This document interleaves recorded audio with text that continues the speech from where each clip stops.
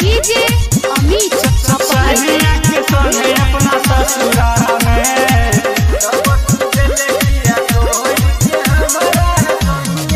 भेल बियाह तोहर भरल छिया हमार रोइया दिल रोजो असरा में रोइया दिल रोजो असरा में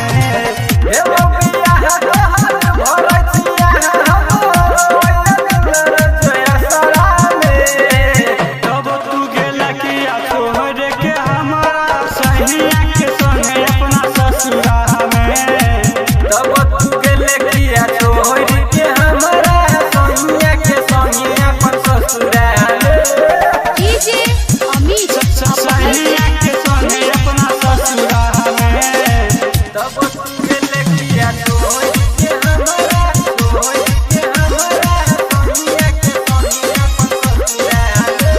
अभी आप सुन रहे हैं हमारा म्यूजिक की शानदार प्रस्तुति। तोरा नहीं बुझाई छौ हमरा दिलवा के बात गे तरफ रोजो बीत रात गे जहिया से गेले अपना पियावा के साथ में एक पल नींद नहीं आवे आँख में एक पल नींद नहीं आवे आँख में तोरा नहीं बुझाई छौ हमरा दिलवा के बात गे तरफ रोजो बीत रात गे जहिया से गेले अपना पियावा के साथ में एक पल नींद नहीं आवे आँख में धरत जाओ हम दिल में जखम अपना जय बतावे कि दोसरा से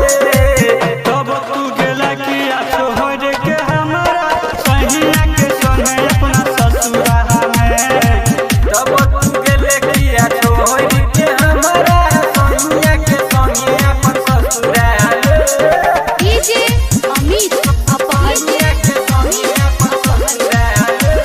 म्यूजिक डायरेक्टर मंतोष तिवारी। तब तू गेला किया छोड़ के हमारा सैया के संगे अपना ससुराल में बचपन से कोरा छलिया तोहरे से प्यार गे मिलल मराद होई गेल फरहार गे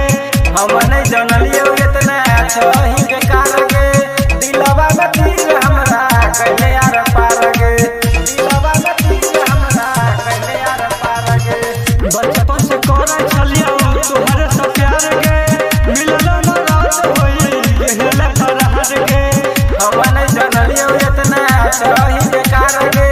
दिलवा में तीर हमरा कैले यार पार गे सोनू सूरज संग लोलन बिहारी रोजो रोय चलो तोहर फेरा में तब तू गेला किया छोड़ के हमारा सैया के संगे अपन ससुराल में तब तू गेला किया छोड़ के हमारा सैया के संगे अपन ससुराल में डीजे अमित अपहर। डीजे अमित अपहर।